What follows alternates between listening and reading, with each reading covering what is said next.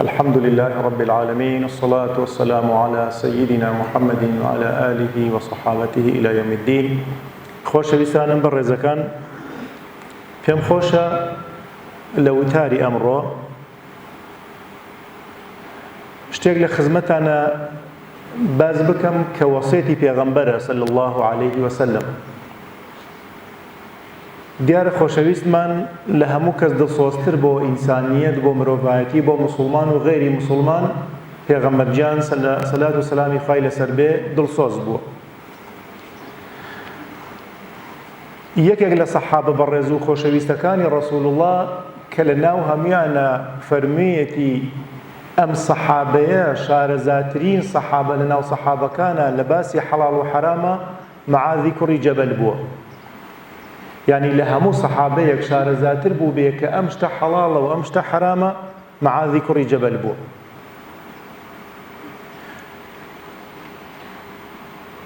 بە سەحابەکانی فەرموو هەر کەسێک ئەیەوێ فێری قورئان خوێندنەوەیەکی جوان بێ بچێ بۆ لای معاذی کوڕی جەبەل. بۆچی ئەمە باسیەکەین ئەم پیاوە بەڕێزە؟ بۆ ئەوەی بزانین خۆشەویستمان چی وەسیەتێک بۆ ئەم معاذا کات کە هیچێکە لە سەحابە شیرنەکانی خۆشەویستەکانی.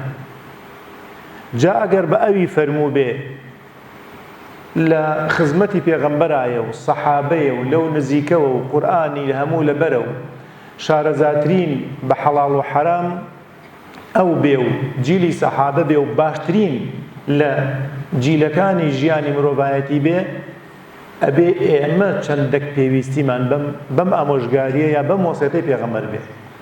بۆیە کە ئێستا بۆ جەنابتانی باسەکەم تکام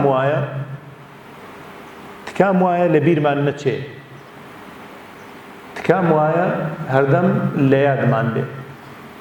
ڕۆژێکیان ڕەسوول الله سەلات و سەلامی خوای لەسەر بێ دەستی ئەم معاذی کوڕی جەبەلە ئەگرێ و ئەفەرمێ وەڵڵاهی باشە چێ پێغەمبەری سوێن داوە تا سوێن بخوا؟ کە دیارە سوێن خواردنی هەموو کەسێک دەلیلە لەسەر گەورەیەتی و بەهێزێتی و مهمەتی ئەو شتە. جا لە سەروی هەموو ئینسانیەت و پێغەمبەری خوش بێ.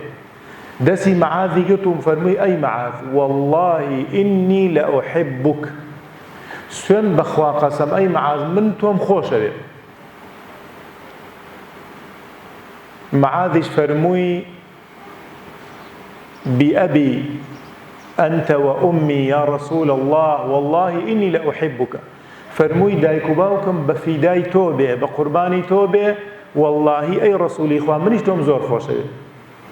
لە پێغەمبەری خوا فەرمووی ئوصیکە، ئامۆژگاریت ئەکەم، شتێکت پێ دەڵێم لا تەدەعەنە، نەکەی لە بیرت بچێ، لە یادی نەکەی، پشتگوێی نەخەی، لە بیرت نەچێ. ئەبێ چی بێ ئەو شتە؟ فەرمووی لە دوای هەموو نوێژێکی فەرزەوە کە سەلامت دایەوە هیچ شتێکی تر مەڵێ، بڵێ اللهم أعني على ذكرك وشكرك وحسن عبادتك. پێم وایە هەمومان لەبەرمان بێ ئینشاء الله.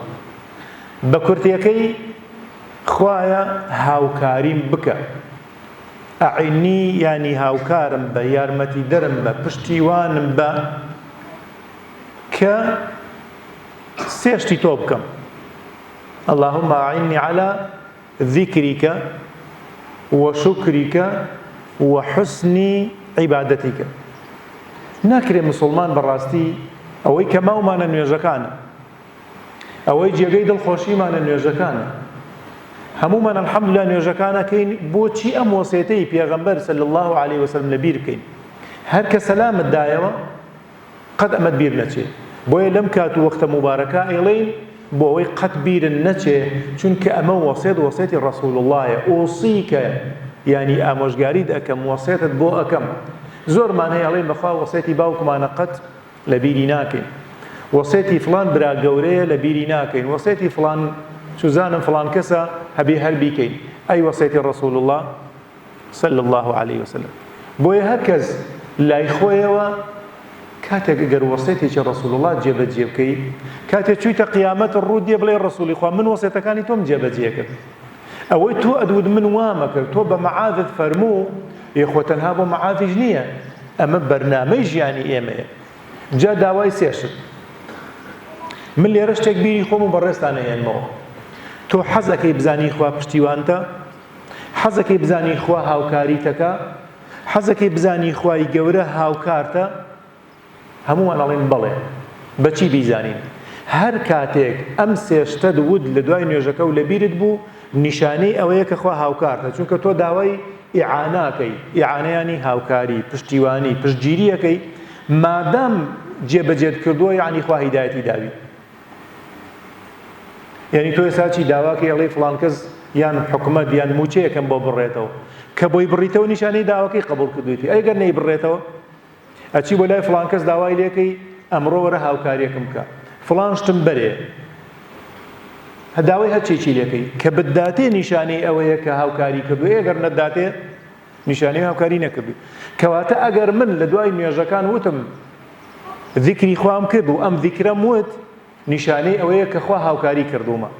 بەس ئەگەر زوبانی بەستم و هەر کە سەلامەکەم دایەوە و هەستام و بڕۆم بەلای ئیشمەوە، یان دەست بەرم بۆ تەلەفۆنەکەم یا بکەومە قسەکردن لەگەڵ خەڵکانێکی ترە، نیشانەی ئەوەیە لێرە خوا هاوکاری نەکردوم. جا باشە خوا زوڵمی لێ کردی؟ باشە خوا هاوکاری نەکردم، دیارە زوڵمی لێ کردومە. نەعوذ بالله. تۆ خۆت نەتکرد، خوا زوبانی دا پێی کە بیڵی تۆ نەدوت، خوا عەقڵی دا پێی کە بیکەی نەتکرد، خوا بیری خستێەوە نەتکرد، خەتای چێ بوو؟ ئەنجا ئەمە لە کاتێکیشانیە لە گەرمەی ئیشا بێ و لە ناو بازار ڕابێ و لە سیارە لێ خوڕی نابێ و چوزانم لە چۆنێکا بێ بڵێ بەخوا ئاخر من چۆن لە بیرم بێ. بابەت تۆ لەو ساوە نوێژەکەت دەکرد، هەر لە دوای نوێژەکەش جا بیرت نەبێ، نیشانەی ئەوەیە تۆ زۆر دووری لە هیدایەتی خواییەوە. ئەبێ لە نوێژەکەشت بترسەی، ئەبێ بترسەی نوێژەکەشت لە شوێنی خۆیان نەبووە. تۆ ئەکرێ نوێژ بکەی وەسەیتی پێغەمبەر لە بیر بچێ؟ ناکری ئازیزەکانم. جا سێشت ئازیزانی من فەرمووی اللهم أعني على ذكرك. تکایە ئەوەی کە لەبەری نەکردووە با لەبەری کە زۆر نییە. ئەگەر ئەرزانی ئەڵێ وەڵام من بە عەرەبی بۆم لەبەر ناکرێ، هیچ کێشە نییە. بڵێ خوایە یارمەتیم دە بۆ ئەوەی یادی تۆ زۆر بکەم، خوایە یارمەتیم دە بۆی سوپاسگوزاری تۆ بکەم، خوایە یارمەتیم بدە کە جوانترین عیبادەتت بۆ بکەم، کە هەر یەکێکیان باسی خۆی لێواکەین، جا ئەمڕۆ بێ یا ڕۆژێکی تر بێ. اللهم أعني على ذكرك. ذكری خوا چی ئازیزان؟ ئایا ذکری خوا هەر ئەوەیە کە تۆ بە دەنگی بەرز و بە تەسبیحێک و بڵێ لا إله إلا الله یا هەر جۆرێک لە جۆرەکان، هەموو ئەمە ذیکرە، هەموو ئەمانە ذیکرە. لەناو هەموو ذیکرەکانە پێغەمبەری خوا پێمانە فەرمێ ئەفضل ذیکر لا إله إلا الله. ئێستا من خۆمەی زانم لە ڕۆژێکا چەند جار واڵێم، تۆ لە ڕۆژێکا چەند جار ئەڵێی لا إله إلا الله؟ ئەگەر لە ڕۆژێکا ئێوارێ هاتەوە و چیتەوە ماڵێ و دانیشتی بە سەریعیەکە چاوت خشانەوە ئەمڕۆ وەڵڵاهی کەمترین لا إله إلا الله کردووە، کەواتە کەمترین هیدایەتی خوای وەرگرتووە، کەمترین پشتیوانی خوای وەرگرتووە، بۆ شتەکانی تر وەرگرتووە، بۆ ئیشەکە وەرگرتووە، بۆ سیارە لێخوڕین وەرگرتووە، بۆ کاسبێکە وەرگرتووە، بەس بۆ ذیکرەکە وەرن نەگرتووە، خەسارەتی کرد. بۆ شتە دنیایەکان چونکە بە زەروریە بینی وەرتگرت، بەڵام بۆ قیامەتێکە وەرن نەگرزانی. ئەی باشە خۆخوا داشی پێی تۆ وەرن نەگرت. بۆیە خوای گەورە جەلە جەلالوو لە قیامەتە عەبدەکانی خۆی محاسەباکە بە عەدالەتی خۆی، چونکە هەموو شتێکی داوە پێی تۆ خۆت قبوڵ نییە، تۆ خۆت وەرن نەگرتووە. فڵان کەس ئەڵێ قوربان ئەو مۆبایلە پێشکەشی تۆ بێ، تۆڵێ وەڵام من نامەوێ، دوای ماوەیەک ناتوانی بڵێ قوربان تۆ مۆبایلە نەدا پێم، ئەی من دام پێی تۆ وەرن نەگرت. بۆیە جا ذیکرەکان تەجروبەیەکی خۆتان بکەن گرینگە. من خۆم لە ژیانی خۆما و بە تایبەتی ئەم فترە زەمەنیە لەو دوور وڵاتە زۆر تەجروبەی ذیکرمە کرد، بە تایبەتی یەکێ لە ذیکرەکان. حەزەکەم ئێوەش تەجروبەی کرد. جا خۆشە ئینسان تەجروبەی وەسیەتەکانی پێغەمبەر بکا صلی الله علیه وسلم، خۆشە ئیستیفادەی لێ بکا بەس وەکو خۆی. یەکێ لەو ذیکرانی کە من تەجروبەم کرد، عادەتەن پێغەمبەری خوش خۆی پێمانە فەرمێ یەکێک لەوانە ئەستەغفر الله. من لێرەوە نەک بڵێم وعدت پێدەم، چونکە وعد لای من نییە، وعد لای پێغەمبەرە صلی الله علیه وسلم، لای خوای باڵا دەستە. فقلت استغفروا ربكم إنه كان غفارا يرسل السماء عليكم مدرارا ويمددكم بأموال وبنين ويجعل لكم جنات ويجعل لكم أنهارا. تا آخری آیەتەکە و پێغەمبەری خواشە فەرمێ ئەستەغفر الله خەم لە دڵەکان لا ئەبات. هەر کاتێ زۆر خەمبار بووی، زۆر دڵتەنگ بووی، من عەرزم کردی ئەمە خۆم ئەمەم کردووە، کەی زۆر دڵتەنگ بووی زۆر خەمبار بووی 100 جار لەسەر یەک بەس دڵ لە شوێنی تر نەبێ بۆ خۆت ئاوا دانیشە و چاوەکانت لێک بنێ بڵێ ئەستەغفر الله یعنی خوایە من گوناهبارم داوای لێبوردنە لێ یەکەم من گوناهبارم داوای لێبوردن لێ یەکەم بەس دڵ لە شوێنی تر نەبێ سوێن بەخوا لەسەر قسەی پێغەمبەر دوای تەوابوونی سەددانەکە دڵی سراحەتی کردو من ئەمە وەکو مانگی 14 ئاوا بینیومە کەی دڵت زۆر تەنگ بوو خۆی ئەمە حەبوو دەرمان نییە بڵێ بەخوا ئاخر بیخۆمە ترسم زەرەر کەم و ئەترسم پارەکە بدەم دوایی لە دەستم بچێ و خۆ لە دەستم ناچێگاک تۆ یەک ڕۆژێک کە دڵت تەنگ بوو بێتاقەت بووی ئیتر دڵتەنجیەکە هی هەژاریە دڵتەنجیەکە هی داماویە بەدەست ماڵ و مناڵ و خێزانەوە دڵتەنجیەکە هی ئەوەیە بەدەست هێز و دەسەڵات و ئەوە بەدەست هەرچیەکە و دڵتەنگ بوویتە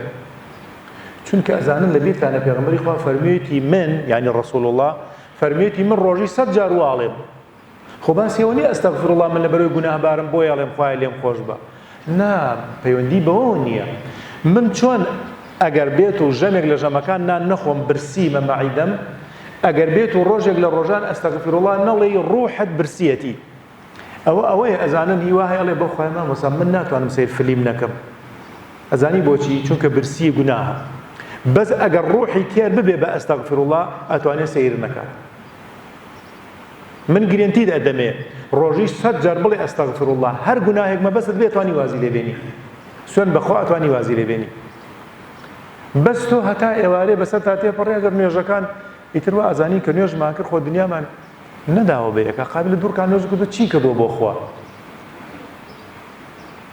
بۆیە وەسێتان بۆکەم بیرتانی هێنمەوە نەک لەبەر گوناهبارێتی لەبەر ڕوحی خۆم وەکو چۆن مەعیدە حەزی بە خواردنە ڕوحی ئینسان حەزی بە ئەستەغفر اللهە هەر کەسێ ڕوحی ئیسراحەتی کرد دەموچاوی ئەگەشێتەوە هەر کەسێ ڕوحی ئیسراحەتی کرد دڵیانی ڕوح یعنی ئیسراحەتەکە بۆ خۆی ئیتر بەرگەی ناڕەحەتەکانی ژیان ئەگرێ ئێستا ئێمە بۆچی بەرگە ناگرین لەبەرەوەی ڕوحمان تێر نییە ئێستا فڵان کەس هەتا ئێوارەیە ئیشەکا و بلۆک و دار و بەرد و چەکوشە وەشێنێ چونکە مەعیدەی تێرە ئەڕوە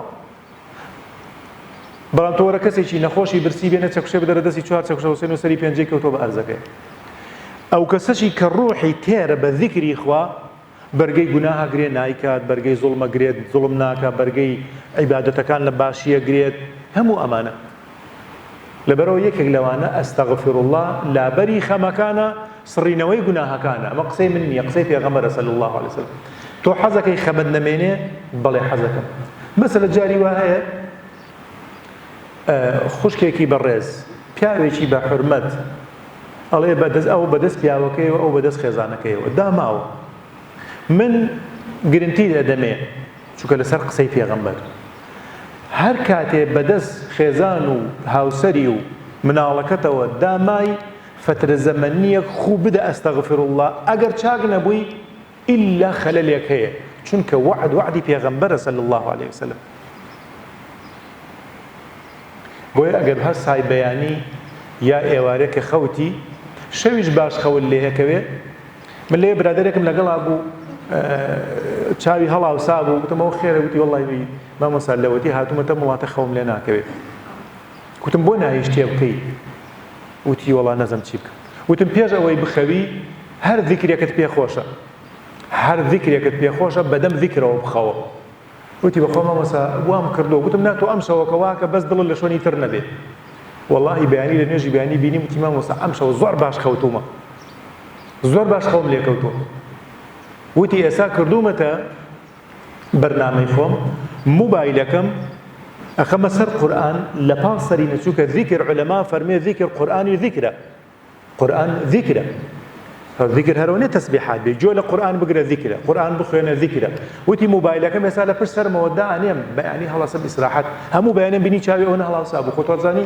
ئەگەر شەو نەخەویست عەقڵیشت تێکەچێ هەر لە خۆتەوە بەگشت دار و بەردادەی چونکە خەو دەرمانە خەو مێشکی ئینسانی ئیسراحەت پێکە ئەگەر نەخەوی حتما هي قلقية قلت لهم كاكا تو حتما قلقية كده ودي والله حتما ما وساك خلك يبي قلق نبي دي وتما يشار سريم قلقت شيء خو بخوا درزي ودرماني ده خو ده قلقي شاك نبي قلقي لدرونا درونيش بذكر صراحة به خو يفرمي ألا بذكر الله تطمئن القلوب بە ذیکر ئینسان دڵی ئارام نابێ. بۆیە لە ڕاستیدا ئازیزانم خۆشەویستانم بۆیە پێغەمبەر صلی الله علیه وسلم وەسیەتی بۆ معاذی کوڕی جەبەر کرد فەرمووی لە دوای نوێژەکە چونکە لە جەوێکی خۆشا بوویتەوە لەو ساوە لەگەڵ خوا مکالەماکەی و قساکەی الحەمد لله رب العالمین الرحمن الرحیم مالک یوم الدین هەتا ئێرە وەصفی خواکەی ئەم تۆزە وەصفەیەکەی لە دوایە فەرمی ئیاکە نعبد هەر تۆ ئەپەرستم و ئیاکە نەستەعین داوای یارمەتی لە تۆکەم بۆیە ئیهدینە الصراط المستقیم یعنی دوای ئەوەی باسی خواکەی ئەم جار داوا لە خواکەی بۆیە هەر کاتێ ویست داوا لە خواکەی هەندێک وەصفی خوا بکە ئەنجا داوای لێ بکە.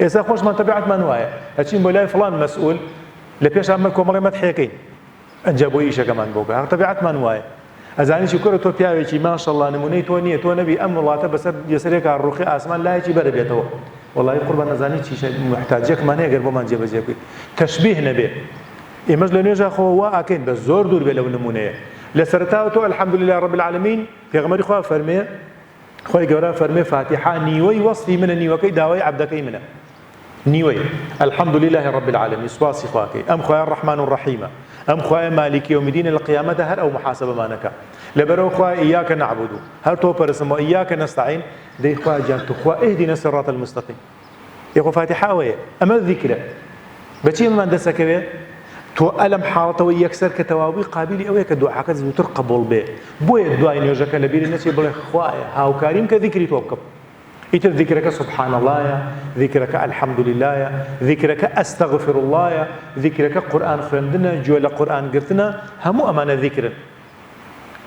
لەبەرەوە ئازیزانم خۆشەویستانم لە بیرمان نەچێ وەسیەتەکەی مەعاذ کە پێغەمبەری خوا وەسیەتی کرد بۆی کاتەکە درێژ نەبێ ئینشاءالله لە ڕۆژەکانی ترە باسێکەین اللهم ئاعینی عەلا ذیکریکە وەشوکریکە من سوپاس لەسەر چی سوپاسی خوا بکەم خوا چی بۆ کردومە تا سوپاسی کەم لەسەر کام نیعمەت سوپاسی کەم ئەی جوانترین عیبادەت کامەیە بیکەم ئەی بۆ مەک جوان نییە من لەم نوێژەم کردووە ئینشاءالله ئەگەر خوا یار بێ و خوای گەورە پشتیوانیمان بێ لە وتارەکانی ترە باسەکەی داواکەین لە خوای گەورە زوبانمان پاراوکە بە ذیکری خۆی یا ڕەبی خوایە ذیکرەکانمان لە بەرچاو شیرین کەی خوایە ئەو تۆزە تەمەنەی ماومانەوە بە شتێکەوە پێمان سەر بکەی کە جێگەی ڕەزامەندی تۆیە یا ڕەبی خوایە بە گەورەی خۆشیفای نەخۆشمان بۆ بنێری هاوکاری دەردار و خەمبارەکانمان بکەی خوایە زوبانمان فەسیح بکەی و پاراوکەی بە ئەستەغفر الله لە گوناهەکانمان خۆش بی لە گوناهی دایک و باوکمان خۆش بی لە گوناهی مسلمانانش خۆش بی وصلى الله وبارك على محمد وآله وصحبه أجمعين السلام عليكم ورحمة الله وبركاته.